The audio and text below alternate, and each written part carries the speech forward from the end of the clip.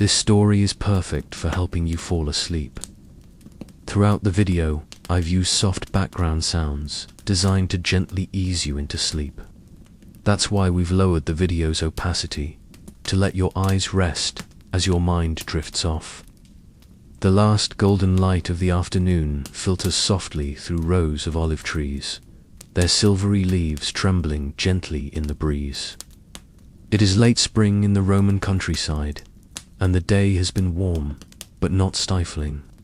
The scent of lavender drifts from the nearby garden, and somewhere in the distance, a nightingale sings. A small stream murmurs near the stone wall at the edge of the property, and the faint sound of sandals brushing against gravel marks the return of the household. Servants from their final errands. The villa stands quiet and serene. Built from pale limestone, its roof lined with curved terracotta tiles. A tall cypress tree stands near the main entrance, casting a long shadow that reaches out across the courtyard like an old friend stretching toward you. This villa, nestled among vineyards and groves, is not grand in a showy sense, but rather dignified in its simplicity, designed for comfort, peace, and routine.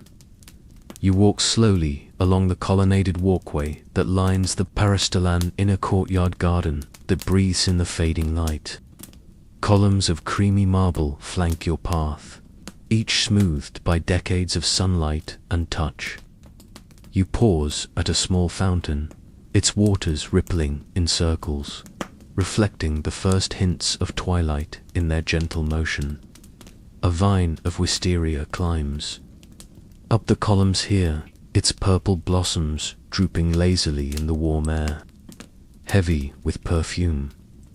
In the garden, the villa's gardener, an elderly man named Sylvanus, crouches near a row of herbs. He does not rush. Nothing in this place is done in haste. With practiced ease, he trims a few sprigs of rosemary, a handful of mint, and a soft pinch of thyme ingredients for the evening's light meal and for an herbal infusion that will help his mistress sleep. Beyond the garden, the main rooms of the villa remain cool, their thick walls protecting the interior from the heat of the day. As you step through the wooden doorway, the air becomes hushed and dim. Oil lamps glow softly on the walls, casting golden halos that flicker with the rhythm of the flame. There is no fire in the hearth, yet only anticipation as the household gradually prepares for the gentle rituals of night. In the atrium, where a small rectangular pool collects rainwater from the open roof above, a young maid carefully polishes a bronze figurine of Minerva. She hums a simple tune, a melody passed down from her grandmother. It is a tune meant to ward off bad dreams, though she hums it mostly out of habit. Her touch is gentle, reverent. This is not just work, is part of something much older, much deeper. Further down the hallway, you come to the bath chamber. This is a private room, set aside not for grand Roman baths filled with laughter and debate, but for quiet, personal cleansing. The floor is laid with mosaic tiles in a pattern of waves and dolphins. You can hear the faint gurgle of water being heated in the adjacent kitchen. Soon, the mistress of the house, Livia, will take her evening bath, as she does each night. Before the stars fully bloom, Livia, now in her early 50s, is a woman of calm dignity. Her hair, threaded with strands of silver, is tied loosely in a linen wrap. She stands in her sleeping chamber, brushing her hair with slow, deliberate strokes. The brush is carved from olive wood, its handle smooth with use. She does not look into the mirror, for she does not need to. She knows the rhythm of her evening well. Her room smells faintly of sandalwood and beeswax. The bed is low and simple, draped in soft wool blankets that were aired out earlier in the sun. On a nearby stool sits a small wooden box filled with dried rose petals, letters from her sister in Rome. and a carved bone comb from her youth. As the water is poured into the bathing basin, steam curls up like incense. Livia steps slowly into the warmth, her skin tingling from the contrast between the cool air and the heated water. She closes her eyes. She breathes in the scent of mint and rosemary, steeped freshly into the water by her maid. For the next 20 minutes, she will do nothing but soak, listening only to the subtle sounds of the night creeping in through the window crickets in the vineyard. The far-off hoot of an owl, the wind brushing against the tiled roof. Outside, the sky fades into layers of indigo and plum. A few stars prick the darkness. The moon, not yet full, begins its climb above the eastern hills. A servant walks quietly to the kitchen hearth to light a flame, preparing to warm a small bowl of lentils, barley, and vegetables for Livia's supper. There is no meat tonight, only light, digestible food, good for the stomach and the soul. Livia finishes her bath and steps into a long linen tunic, its fabric cool and clean. She walks slowly to the triclinium dining room for one. She prefers to eat alone in the evenings, in peace. The table is low and simple. A single oil lamp flickers beside her as she takes small bites of warm barley porridge and sips her herbal tea. No talk, no reading, no distraction. Just silence and the methodical comfort of the meal. The household moves with the same rhythm. Lamps are dimmed. The servants prepare their own quarters, laying straw-filled mats on the warm stone floors. The animals in the nearby stables have already been fed and watered. The dogs lie curled near the doors. Even the birds in the garden have gone quiet. Before she retires, Livia walks out one last time to the peristyle. She stands barefoot on the smooth stone floor, letting the coolness rise through her. She looks up at the stars and offers a silent thanks to the household spirit, her laris for the peace of the day. She does not speak aloud. The gesture is enough then. With the ease of long practice, she returns to her sleeping chamber. Her bed awaits. The oil lamp is snuffed, and darkness folds gently around her. The breeze through the open window lifts the linen curtains slightly, like the breath of a lullaby. She lies still, listening. The sounds of night deepen. An owl calls from the olive grove. A branch rustles in the vineyard, and far, far away, a shepherd calls softly to his flock. But here, in this Roman villa, there is only calm, and in that calm, sleep slowly arrives. As the stars awaken overhead and silence deepens across the countryside, life within the Roman villa gently transitions from activity to rest.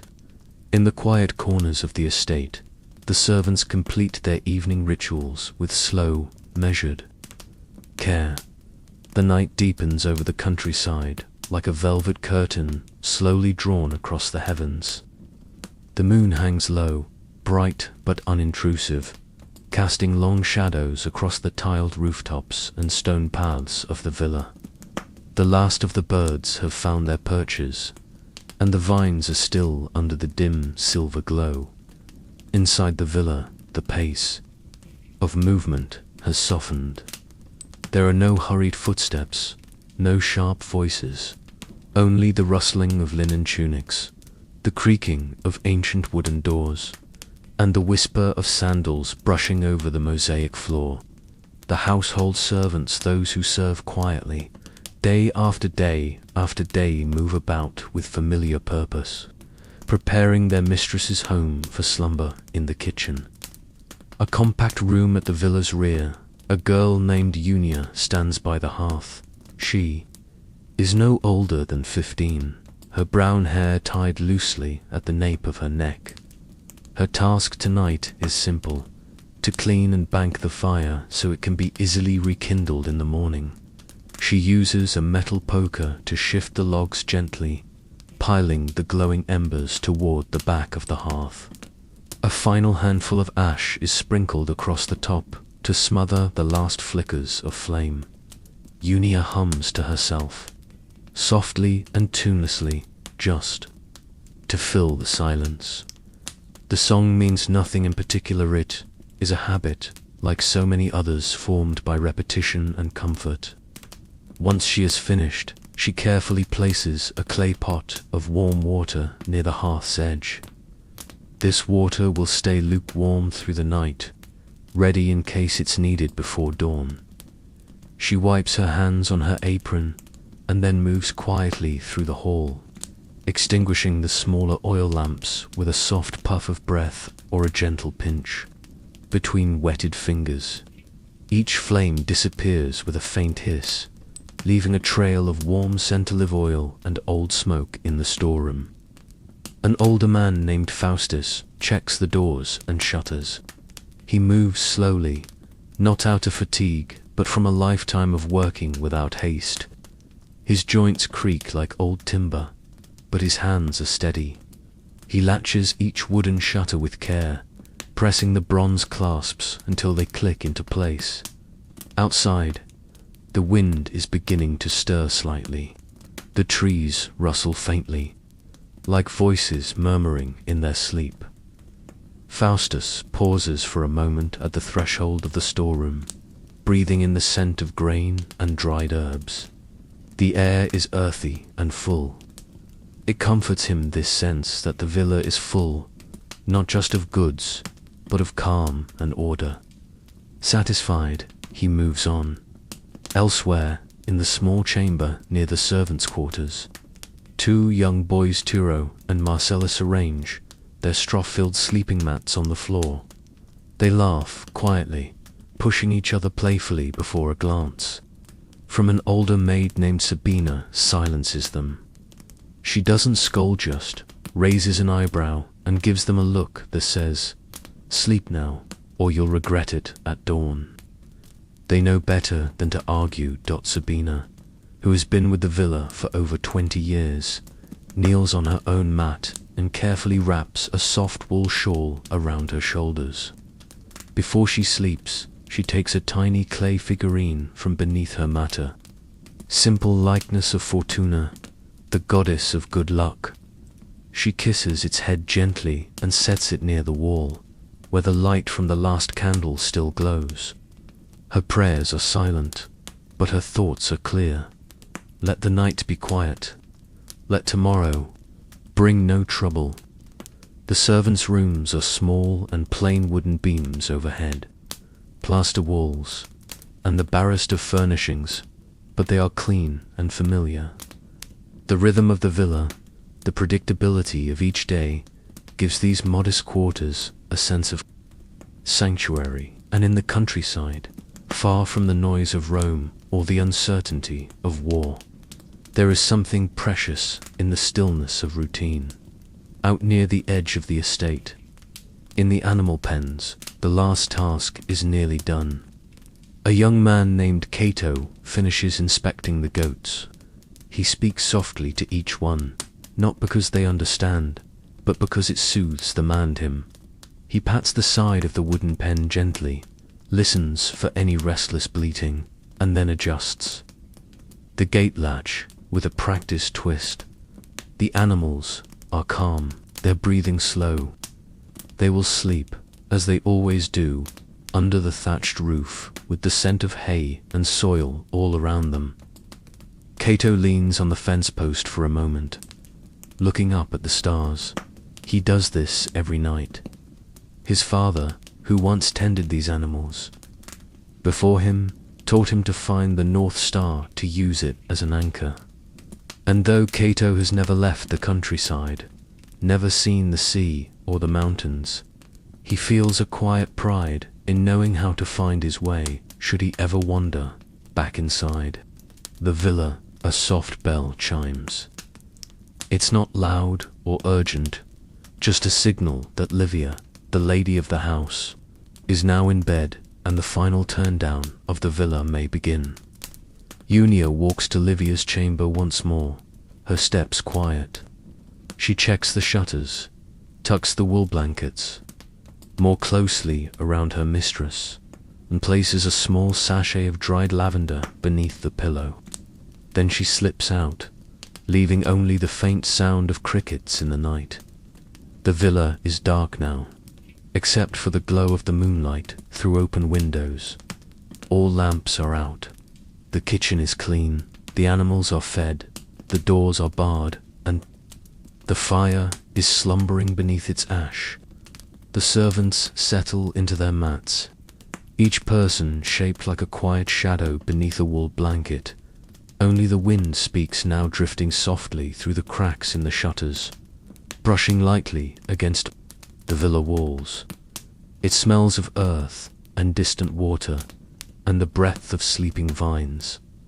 Time slows, thought blurs, breath softens, and gradually the entire villa exhales.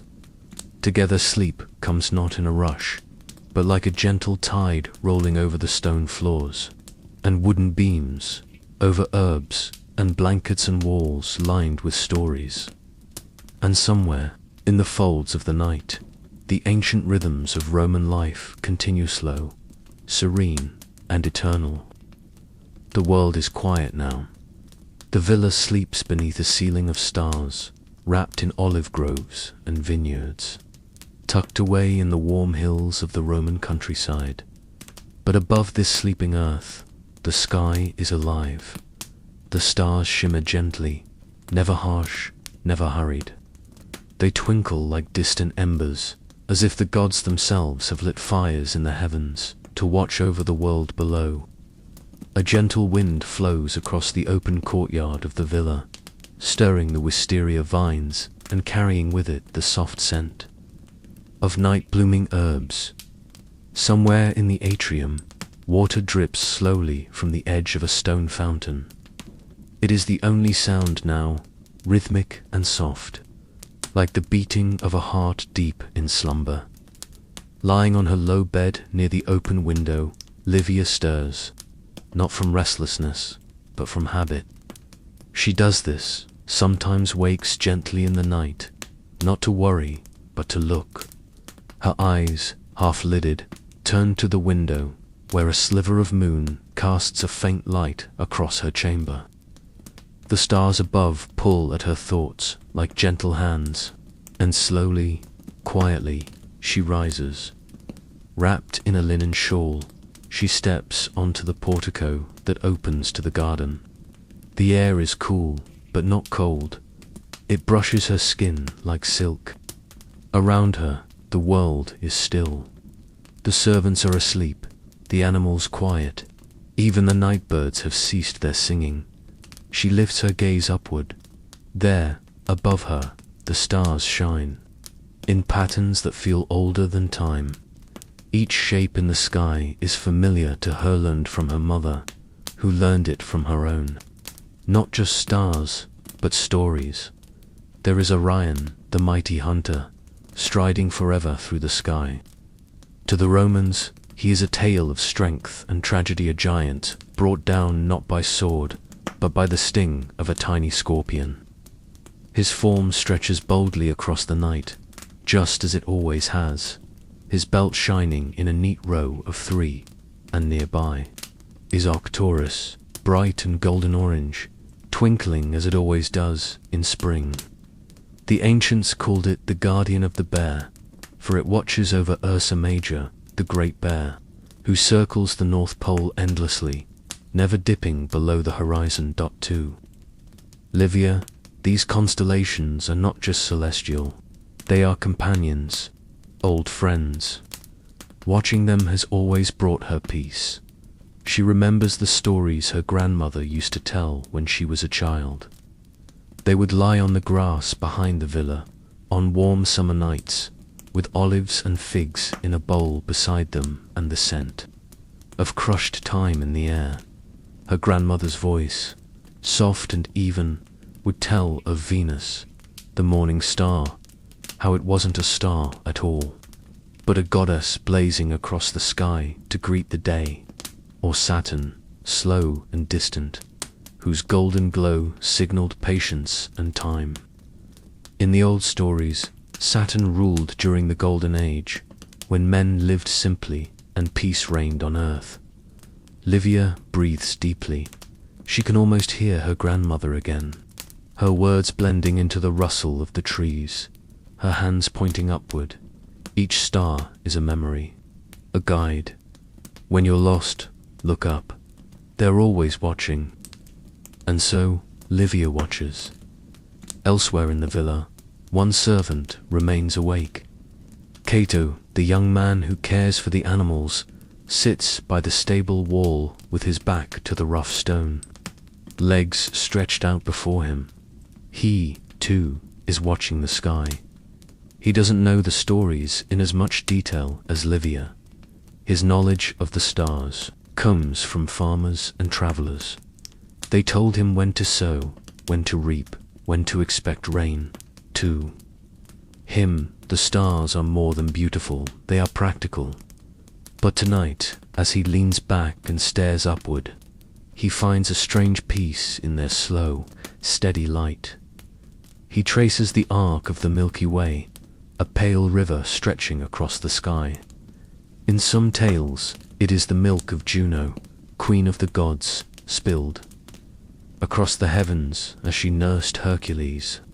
Others say it is the road of souls, those who have died, finding their way across the celestial fields to the underworld. Cato does not think of death tonight. Instead, he watches and breathes. His body is tired, his hands rough from the day's labor.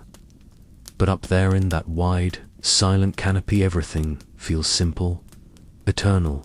Across the villa's grounds, time feels suspended. The olive trees sway just a little. A fig falls to the earth with a soft thud. Somewhere, a fox moves through the brush, unseen, quiet. Inside the villa, the younger servants sleep deeply. Tyro, the youngest, dreams of flying, a common dream for children. He imagines himself soaring over Rome, gliding over the great stone arches and red rooftops, then up higher, past the clouds, until he's among the stars. He speaks to them in his dream. They answer. He doesn't remember the words when he wakes, but the comfort remains. In another corner of the house, the older maid Sabina dreams too, though her dreams are more grounded. She dreams of her childhood in a small town, of warm bread baking in the clay oven, of her mother's soft voice singing over the rising dough. In her dream, the stars shine through an open roof, and the warmth of the kitchen blends with the light of the sky. Dreams, like stars, are scattered and quiet at ever present. Back on the portico, Livia closes her eyes. The stars still shine, but she has seen enough for tonight. She bows her head gently, offering no words, only thought, gratitude, memory, calm. She walks slowly back to her chamber. The stone beneath her feet is cool, grounding. Each step is soft, deliberate. As she lies back down beneath her linen sheets, the scent of lavender still lingers faintly in the air. A breeze moves the curtain, and outside, the stars begin to slowly wheel toward dawn. Sleep returns like a familiar friend, and the stories above continue to spin silent, vast and unchanging. In the stillness between midnight and dawn, when even the cicadas have quieted and the embers in the hearth have turned to dust, the villa breathes in silence, and in that silence soft and unseen there is presence, not of people, not of animals, but of the divine. The ancient Romans did not simply live beside their gods, they lived with them. In every breath and every moment, the villa, though peaceful and sleeping, is not empty of spirit. It hums gently with invisible company. Even now, as Livia sleeps, as the servants rest and the stars begin their slow descent westward, the household spirits, the Lares and Penates are here. They do not speak, they do not stir, but they are always near. In a small alcove, near the central atrium, a humble shrine stands. It is not ornate, just a shallow niche, carved into the plaster wall, painted in faded red and ochre tones. Within it, two small terracotta figures kneel, hands raised. TC the layers, familiares, guardians of the home, protectors of the family's daily life. Beside them sits a modest oil lamp and a tiny dish, offering remnants from earlier that evening. A few grains of barley, a drop of wine, a piece of fig. Simple things, but sacred. These offerings were placed with quiet reverence just after sunset, before the first oil lamps were lit, in a soft ritual performed by Livia herself. She had stood before the shrine with bare feet, her hands washed, her hair loosely tied. With the gentle grace of routine, she had bowed her head and whispered a few lines from memory, not a grand prayer, but a greeting. Guardians of this house, I thank you for this day. Watch over our sleep. Let peace remain. There had been no audience, no witness beyond the clay figures and the dancing flame. But in that small act, the invisible thread between the divine and the mortal was gently tugged. Not to beg, not to demand, but simply to remember. That connection lingers now, hours later, like a scent in the air, and beyond the shrine, tucked into corners of the villa that go unnoticed during the day, are other quiet symbols of belief. Above the kitchen hearth hangs a small bronze amulet shaped like a sheaf of grain meant to honor Ceres, goddess of the harvest. Its metal catches the light of the moon just faintly. In the storeroom, an old clay jug bears an inscription to Mercury, protector of trade and movement.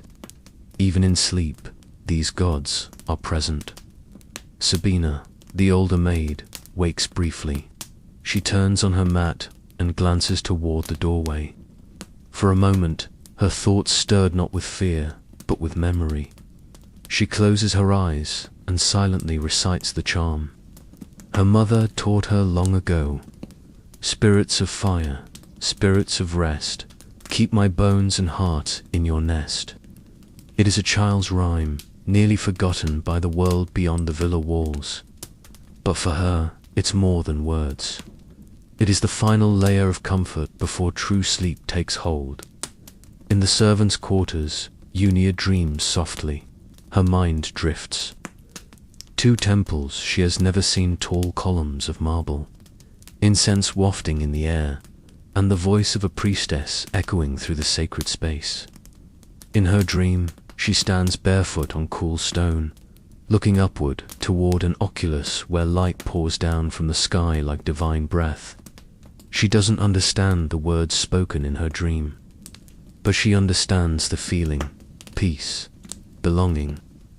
Or, outside, the wind stirs again, carrying with it the aroma of olive trees and dust. It brushes the walls of the villa gently, like the gods touching their domain, checking on their mortal charges, making sure all is as it should be, and indeed it is. The idea of Pax Deorum, the peace of the gods, is strong in this household.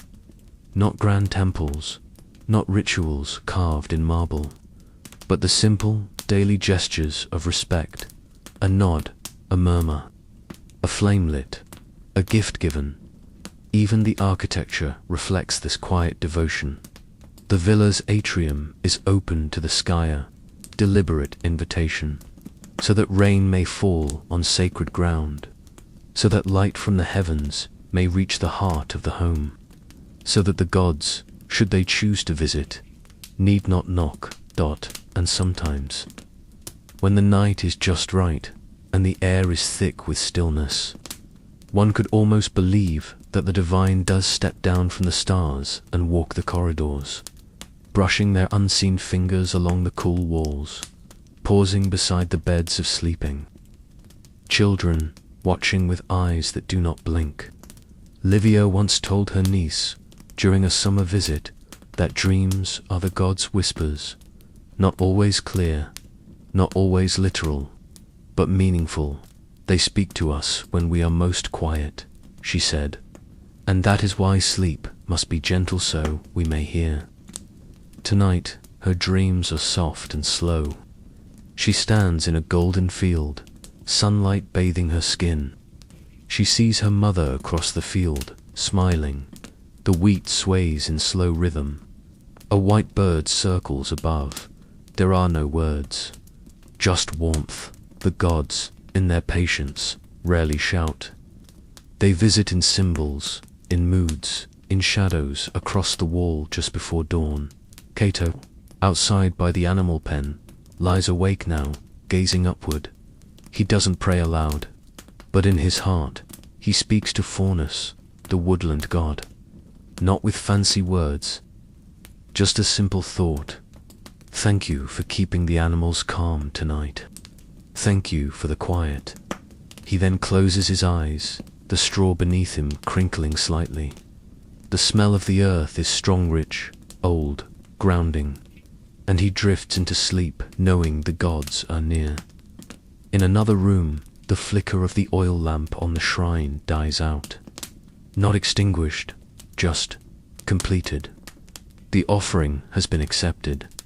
The villa sighs once more, settling into the final layers of sleep. The dreams now deepen. Time folds in on itself. Breath slows. And the invisible world, the one of gods, of spirits, of ancient memory settles like dust across the sleeping home. Nothing moves, yet everything is alive, and in that stillness, the divine remains. There is a hush that comes just before dawn, not the silence of night, which is deep and shadowed, but a gentler stillness, a pause, a moment between worlds. The Roman countryside rests in this moment now. Above, the stars begin to fade, not all at once, but slowly, like candles quietly blown out across a distant hall.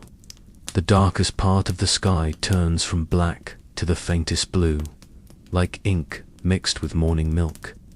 The moon, pale and soft, sinks lower toward the horizon. Reluctant to leave, the villa sleeps on, but something beneath the surface has shifted. The air feels different, cooler, touched by the breath of the coming sun. The wind stirs more purposefully now, slipping between the cypress trees, weaving through the courtyard, brushing across the stone walls like a gentle call dot in the garden. A fig drops from the branch and lands with a muted thump in the grass. A few dewdrops glisten on the herbsmint, sage, and lavender, gathering the first light in tiny crystal globes. From the fields beyond the villa, a rooster crows once, distant but clear. A second answers, closer. The day has not yet begun, but it is near. Inside the villa, Livia stirs. She doesn't wake all at once. It's more like rising slowly through water, each layer lighter than the one before. Her eyes remain closed, but her breath changes. Her body senses the light before it truly arrives. The linen curtain at her window moves softly. The air smells fresh of damp earth, of crushed leaves, of something new. A servant will soon come to light the first lamp and bring warm water for her to wash. But not yet. For now, she lies still in that peaceful, precious space where night has not fully ended, and morning has not quite begun. Elsewhere in the villa, the slow awakening has begun. Sabina, ever the first to rise, sits up and wraps her shawl tightly around her shoulders. Her knees crack gently as she stands, but she moves without complaint. She walks to the small basin near her mat and splashes her face with cold water, blinking away the last of her sleep. Her fingers move to her wooden comb, and she smooths her grey hair into place. Every stroke a whisper of routine.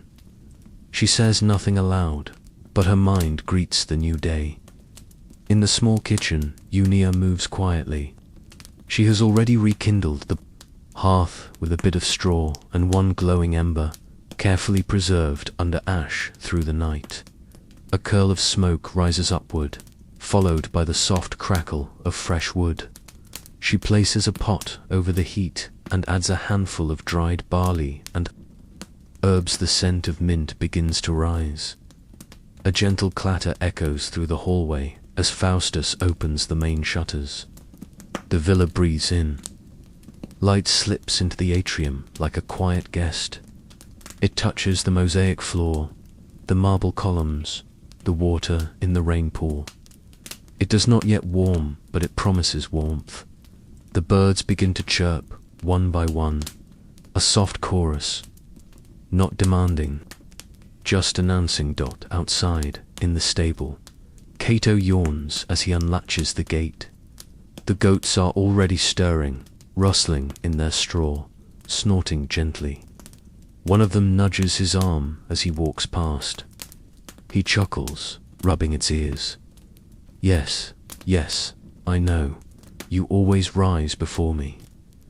He opens the small door to the field and lets them wander out beneath the paling sky. Their hooves clicked gently on the stone path. A donkey brays softly, tail flicking. The light now touches the tops of the trees. Their leaves shimmer with dew. Back in her room, Livia opens her eyes.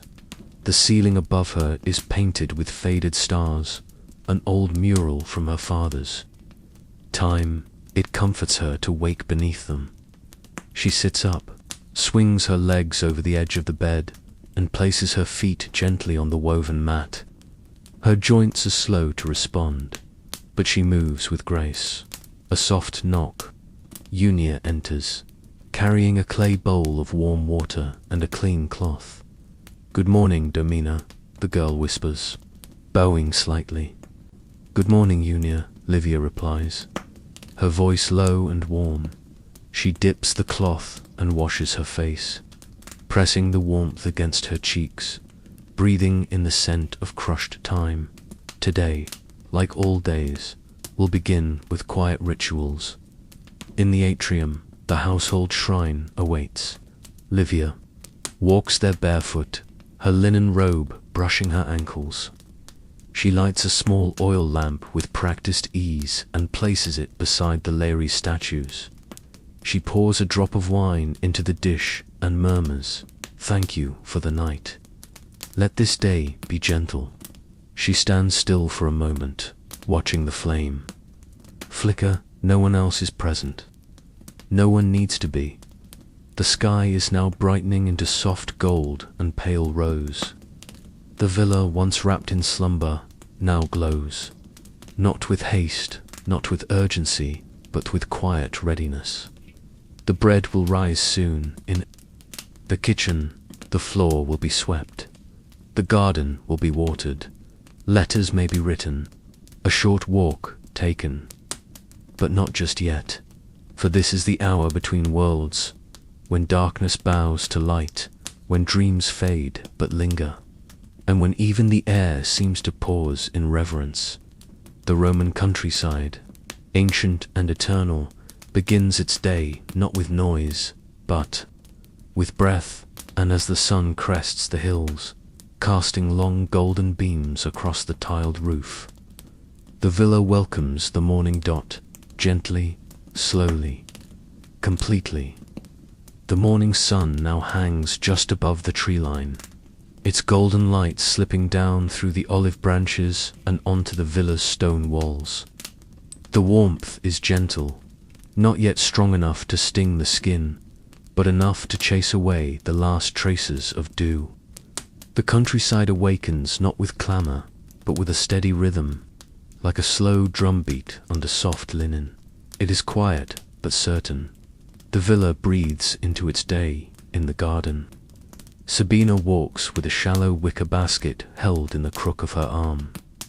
Her steps are slow, deliberate. She plucks herbs with careful fingers: parsley, sage, and a few heads of early lettuce. The leaves are still cool and firm from the night. A bee hums lazily near her elbow, but she doesn't flinch. She's used to their morning visits. Near the path, young Tyro kneels by the flower beds, brushing away weeds that grew overnight. His small hands are dusty, his knees marked with soil, but his brow is relaxed, his shoulders loose. There is no urgency here, no shouts, no bells, just the steady, satisfying rhythm of tending. In the kitchen, the scent of warm bread rises like a blessing. Unia moves easily between the oven and the table. She is kneading another round of dough for the midday meal, pressing her palms into the soft mass, folding, turning, pressing again. The dough is springy, alive. Her movements are fluid, almost hypnotic. A copper pot of lentils simmers nearby, and a clay jug of goat's milk rests in cool water to keep it fresh. The hearth crackles gently, the flames tamed to a low, glowing bed. No shouting cooks, no frantic hands, just the hum of morning labor and the comfort of repetition. Livia, now fully dressed in her soft ivory swallow, sits in the solar room, a small chamber with tall windows where the morning light collects like honey. A scribe has arrived from the nearby town, and he unrolls a scroll before her. They speak in hushed voices. He reads aloud a letter from her sister in Rome, news of the city, of festivals, of new fabrics arriving at market. Livia listens, smiling. Softly, her fingers brushing the rim of a small ceramic cup filled with warm barley tea. She does not rush the conversation. There is time, always time. Elsewhere in the villa, Faustus is inspecting the roof tiles, making note of any that need replacing. He moves with the measured caution of a man who knows both the house and his own body well. Each step is mindful, each decision weighed. He speaks to no one as he works, but hums a simple tune under his breath, an old fisherman's melody, passed down from his father. Outside, in the courtyard, the stone floor is swept clean by a young servant girl. She moves slowly, rhythmically, the bristles of her broom whispering against the ground. Occasionally she pauses to straighten a potted plant or gather a fallen blossom. The morning sun warms her shoulders, and she closes her eyes briefly to enjoy it before continuing. The animals are tended. Cato leads the goats through the field's edge, where grass grows thick and fragrant. He checks their hooves, speaks to them quietly. The donkey, ever patient, follows behind with a bell that chimes gently on its halter. Birds flit through the vineyard now, chirping softly, hopping between rows of sleeping grapevines that stretch in orderly lines, like prayers written on the earth. Nothing is wasted here, not time, not motion, not energy. Each person has their role, each task has its time, and in this harmony there is peace. Even the walls of the villa, sun-warmed and silent, seem to appreciate the quiet order of things. Ivy crawls slowly across the outer edge, its green fingers stretching lazily toward the tiles. A lizard suns itself on a warm stone, unmoving content. Back in the atrium, the central pool glistens in the sunlight. Livia pauses there on her way to the storage room. She looks into the water and sees her reflection, soft, wreathed in morning light. She touches the surface gently with her fingers. The ripples distort the image, but she smiles. Not from vanity, but from a quiet joy in the moment. This is the pace of the Roman countryside. There are no roaring markets, no shouting crowds, no carts thundering across cobblestones. Here the labor is slow, essential, grounding. It keeps the heart of the household steady. It keeps the body in motion. And most of all, it keeps the mind at ease. From time to time, a breeze moves through the open walkways, lifting the scent of herbs and earth. Curtains flutter like sails. The sun moves slowly across the sky, its rays sliding across the villa walls in a steady golden stream. The hours pass gently, and as the villa continues in its work, there is no tension, no race against time, only the reassurance that this day, like the many before it, will unfold exactly as it should, with purpose, with calm, with grace. The sun now hangs high in the sky, no longer golden but pale and strong, like a polished coin pressed against a canvas of blue.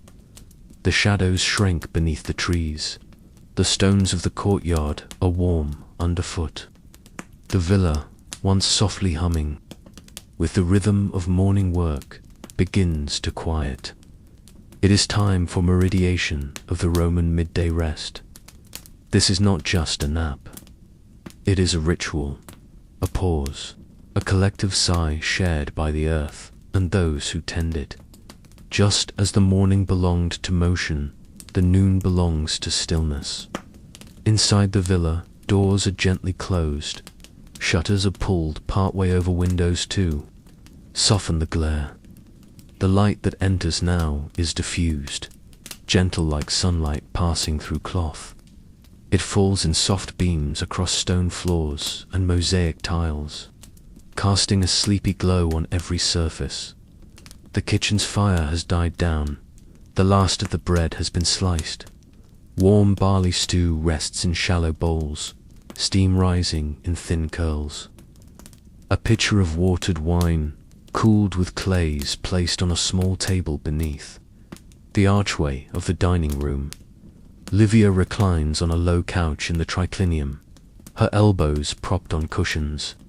She sips slowly from her cup, her fingers moving absently along the rim. She does not speak much during lunch. There is no need.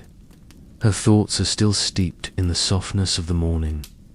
Beside her, Unia arranges a platter of figs and olives. She moves quietly, placing each item with care, as if arranging a small mosaic of color and taste. There is no hurry, no command barked, only the rhythm of shared understanding. Outside, in the shade of the portico, Faustus takes his seat on a wooden stool worn smooth by decades of use. He leans against the wall and removes his sandals, stretching his legs out before him. In his hands is a small linen cloth soaked in cool water. He presses it to the back of his neck and closes his eyes. For these few minutes, he is not the steward of the villa. He is simply a man, breathing in the scent of dust and time. In the garden, Sabina sits beneath the olive tree. A clay cup rests in her lap. Her basket, half filled with gathered greens, lies beside her. She eats slowly, little more than bread and cheese, but each bite is savored. From where she sits, she can see the hills beyond the vineyard. The heat ripples gently across them, a soft mirage. But here, in the shade, the air remains kind. Even the animals observe the stillness. The goats, bellies full, have returned to the shelter of the stable. They lie side by side in the straw, flicking their ears lazily. The donkey, tail twitching, leans against the wooden post, its eyes half closed. The chickens nestle in their shaded coop. The bees buzz a little slower now, moving from blossom to blossom as if the heat weighs down their wings. Cato sits against the low stone wall near the field, a small piece of fruit in his hand. He chews thoughtfully, gazing out over the land. There is little sound beyond the wind and the distant murmur of the stream. Even the birds are quiet now, tucked in the trees. Back in her chamber, Livia retreats for her rest. She removes her sandals and stretches out on the soft, linen-covered bed. The shutters are angled, just silhouetting in air, but not the harsh midday light. A small earthen pot of rosewater rests on the nearby table, along with a folded cloth, cool and damp. Unia places it gently on Livia's forehead before departing. Without a word, Livia lies still. Her breathing slows. Her fingers relax. She does not always sleep during meridiation. Sometimes she dreams. Sometimes she simply drifts in that peaceful in-between where the body floats and the mind releases its grip. She remembers her childhood naps, taken on rooftops with her cousins during the summer, the sound of birds, the feel of sun-warmed tiles, beneath a woven mat. She remembers the gentle voice of her grandmother, whispering stories to lull them to sleep, the tales of nymphs who rested in hidden glades, of fauns who played lullabies on their reed pipes, of stars who waited patiently in the sky until the sun had passed. Now, as the breeze moves through her room, she feels those stories again, not as thoughts, but as sensations. The stillness, the slowness, the sacredness of pause throughout the villa. No one speaks above a whisper. Even the water in the fountain seems to fall more softly. The birds at the edge of the vineyard preen quietly in the shade. Leaves tremble faintly in the light wind, but not with urgency. The world has agreed to rest. Unia, done with her tasks for now, sits in the corner of the atrium with a reed scroll in her lap. She is not reading, not exactly. Her eyes drift over the letters, but her mind floats elsewhere. The letters are familiar. The story is known. But in this heat, in this stillness, the mind does not want effort. It only wants presence. Even time seems to stretch here. Minutes feel like hours. Or perhaps they feel like nothing at all. This is what the Romans understood so well, that the day must include space, not merely emptiness, but intentional quiet. A sacred gap carved into the noise of the world, where the spirit may breathe without demand.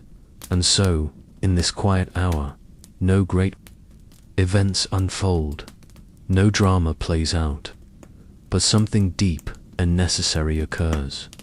The land is honored, the body is listened to, the breath slows, the heart softens, and within that, there is healing. As the sun begins its slow descent toward the west, the shadows begin to lengthen once more. Birds stir in their branches. The goats shift in the straw. A servant brushes crumbs from the stone. Floor of the triclinium. The pitcher of wine is set aside, half full, and one by one, the people of the villa begin to rise in it with alarm, but with quiet readiness. The day is not yet done, but it has been gently divided, and in that division, peace was found. The midday rest has passed, leaving behind a lingering softness in the air. The villa wakes slowly again, like a flower unfolding its petals for a second time in one day. The sun, now past its peak, casts a warmer, more forgiving light across the countryside. Its harshness has mellowed. The shadows stretch gently along the ground. The world, once still, begins to move, but never quickly. The afternoon hours in a Roman villa are unhurried, like a deep exhale after a peaceful nap. The atrium, still, cool from shaded stone and thick walls, fills with the delicate tapping of tools. In a small corner, Faustus sits on a low stool, repairing a wooden stool whose leg has loosened with age. He holds the wood in his hands with the care of someone touching an old friend. He presses a dab of warm resin into the joint and binds it with twine. His fingers move with the memory of decades. He does not speak, but from time to time he whistles quietly, tunelessly, like wind passing through reeds. Not far away, Sabina works at her loom in the sunroom. The loom stands tall, made of smooth cypress wood, its threads stretched taut. She weaves a simple linen cloth, one row at a time. The shuttle clicks back and forth, a steady rhythm that soothes her hands and quiets her thoughts. She hums an old tune as she works a lullaby her mother once sang while weaving by candlelight. It is not for entertainment, but for peace. Out. In the garden, Unia collects herbs that were left drying under the eaves. She gathers lavender, rosemary, and bay leaves, tucking them gently into a pouch for storage.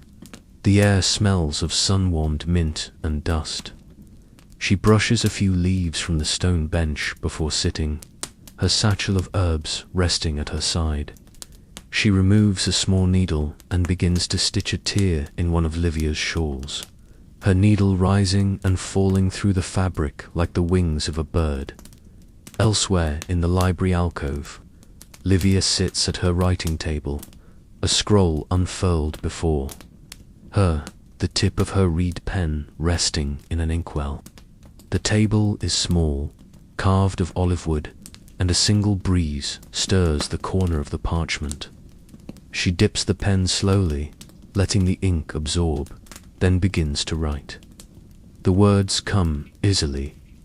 She is replying to her sister, speaking of the warm figs in the orchard, the way the moonlight shone through the atrium, the quiet dreams she had during her midday rest. Her handwriting is neat, deliberate, elegant. She pauses now and then, not for thought, but to enjoy the moment between lines. Occasionally, she looks toward the open window, where swallows dart through the sky, catching insects mid-flight. The breeze brings in the scent of the vineyard sweet and earthy. She finishes her letter with a small flourish, then rolls the parchment tightly and ties it with a thin thread of wool. Later, Cato will take it on horseback to the nearby village, where it will be passed along the postal line toward Rome. Letters are sacred to Livia, not because of the content alone, but because they mark time-quiet thoughts preserved in ink. Moments captured in stillness. Outside in the vineyard, Cato checks the vines carefully. The harvest is weeks away, but now is the time to care. He runs his fingers over the leaves, inspecting them for insects. He trims away the dead ends. The work is repetitive, slow, but it's meaningful. From the corner of the garden, he hears the soft splash of water. Tyro, the youngest servant, is filling clay jugs from the fountain to water the citrus trees. His small arms struggle with the weight, but he makes no complaint. The effort seems to satisfy him. In the distance, the cicadas begin their afternoon song, buzzing gently in the olive grove. The air hums with their rhythmer, steady background to the tasks being completed by the storage room. A wooden chest is opened.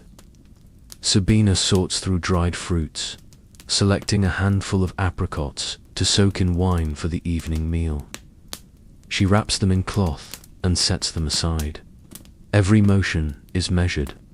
Every step is part of the long rhythm of the day. Above it all, the sunlight begins to soften once again, as though it too is winding down. Livia steps out into the portico, a shawl draped over her shoulders. She watches the shadows of the cypress trees stretch further across the courtyard tiles. She stands silently, letting the wind move through her fingers. She doesn't speak. She doesn't need to. This hour was made for watching. Even the fountain flows differently now. Ripples broader, slower. The light dances across the water like gold leaf floating on glass. Inside the house, preparations for evening have begun, but not in haste. Unia lays out the table linens. Sabina checks the spice jars.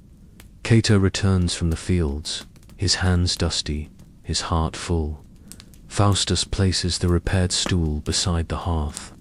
Each small act, a piece of the puzzle that is the day. But even as the work continues, the villa remains wrapped in calm. This is the hour when labor and reflection meet, when hands move, but the mind drifts softly through memory and hope. A cool pitcher of diluted wine is passed around the kitchen. Bread is sliced for later. A fig is shared between Tyro and Cato, both smiling without words. And above them, the sky begins to change. The blue deepens. The shadows lengthen. The air cools, just enough to stir the edges of tunics and hair. Evening is near.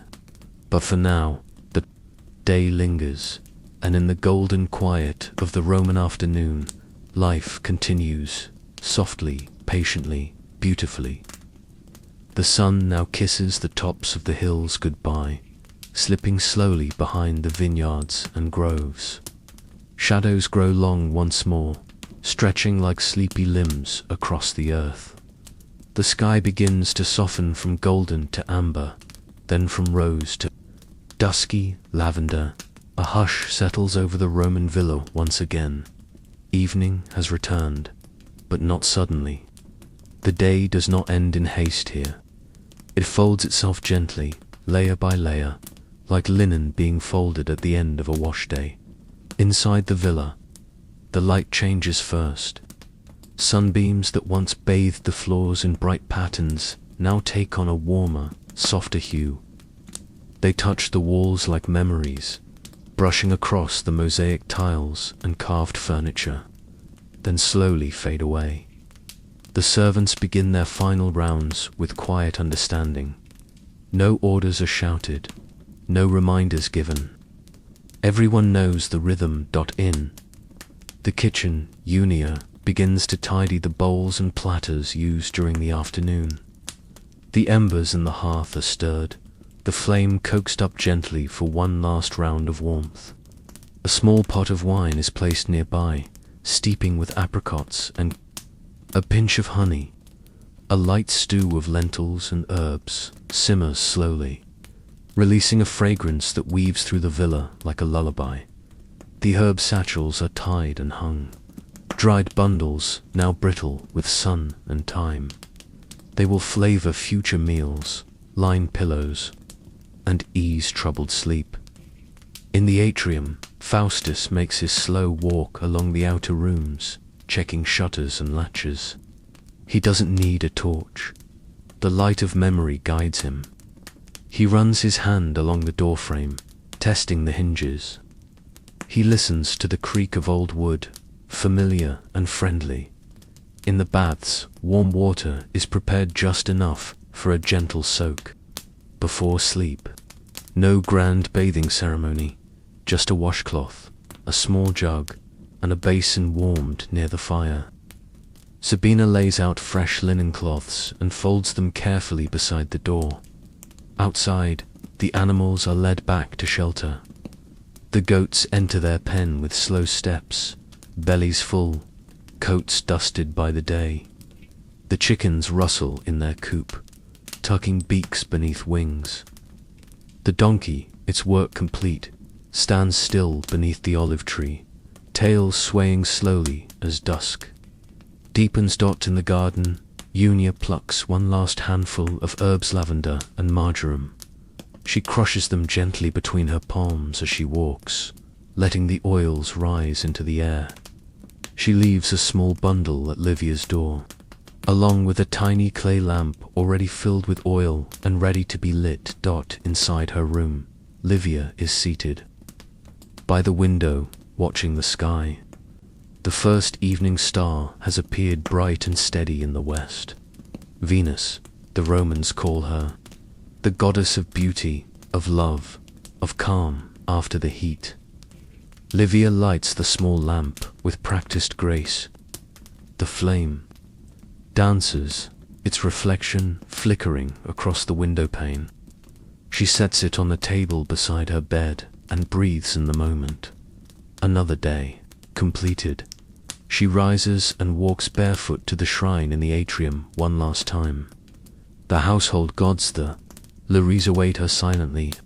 She bows her head and pours a small offering of wine into the dish.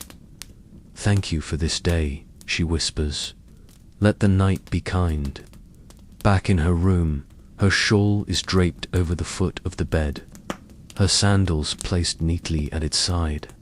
A light wool blanket waits, folded. The scent of lavender is now faint in the air, subtle, calming, familiar dot. Sabina enters briefly to adjust the shutters. She moves with such quiet care that her footsteps seem like part of the air. She fluffs the pillow, folds the edge of the blanket back, and then places a soft cloth of rosewater near the bedside. "Will that be all, Domina?" she asks softly. Livia nods. "Thank you, Sabina." And then she is alone again. Outside, the villa glows softly with lamplight. Not many, enough to mark the halls and corners, to keep the night from swallowing the home completely. The rest is left to the moon and stars. In the servants' quarters, the final preparations are made. Mats are laid, blankets smoothed, a cup of warm milk passed between tired hands. Tyro stretches his arms with a yawn and curls beneath his blanket. Smiling at a joke, Cato whispered before lights were dimmed. In the stable, the donkey shifts once, then stands still.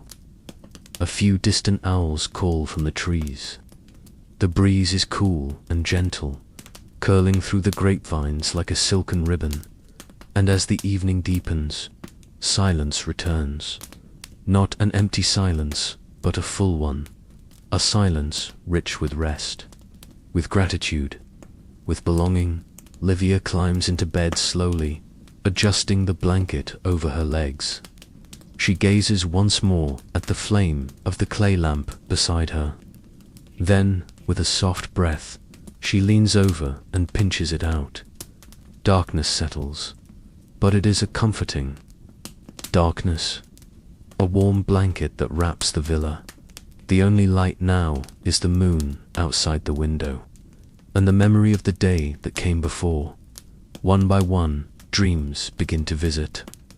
They come on quiet feet, wrapped in stories, bearing images from the fields, the skies, and the slow, golden hours of life. The Roman villa sleeps, and with it, the world feels just a little more at peace.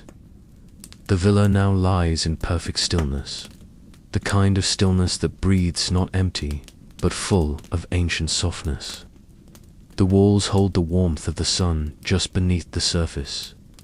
The air is cool and smells faintly of earth, lavender, and the faintest trace of wood smoke from the hearth now gone cold. And within this quiet stillness, something sacred begins, the dreaming. For the ancient Romans, sleep was not merely a rest for the body, was a journey, a quiet descent into another realm, a space where the divine and the mortal might meet. They believed that the night was watched over by Somnus, the god of sleep. He drifted through the world on silent wings, cloaked in mist, brushing closed the eyes of the weary with his feathered touch. Beside him wandered his sons, the Oneroi, the spirits of dreams. Among them, Morpheus shaped dreams of human form, while others painted dreams of nature, of animals, of gods and shadows. Livia, lying peacefully in her linen-covered bed, begins to drift through the first layers of sleep. Her breath is soft, even her body loose beneath the blanket. She has done nothing to summon a dream, no potions, no prayers, but the dreams come nonetheless. In her vision, she walks through the vineyard just before dawn. The grapes glow with an inner light, and the sky above her hums with stars. A white bird rests on her shoulder. She does not question why. She knows this place is not real. And yet, it is. Unia dreams too. Curled up on her mat, she is a child again, sitting in her mother's lap, brushing wool. Her mother sings, her voice clearer than memory could truly hold. The sky in her dream is the color of ripe figs, and the ground beneath her hums with warmth. In the stable, Cato sleeps with his hand curled beneath his cheek. He dreams of riding not just through the hills, but above them. He dreams of the wind as his companion, and the stars like old friends who wink at him knowingly. The Romans believed that dreams could be omens, messages sent from gods, spirits, or even the dead. But not all dreams were prophecies. Some were simply the soul's way of wandering, unchained from the body, free to visit past and future, memory and imagination. Temples dedicated to healing and dreams existed across the empire. The temple of Asclepius, the god of medicine, welcomed those who wished to be healed through dreams. They would sleep on sacred stones or beneath the stars, hoping for a vision that would guide them toward healing or wisdom. But in the villa, dreams did not need such grandeur. They came quietly.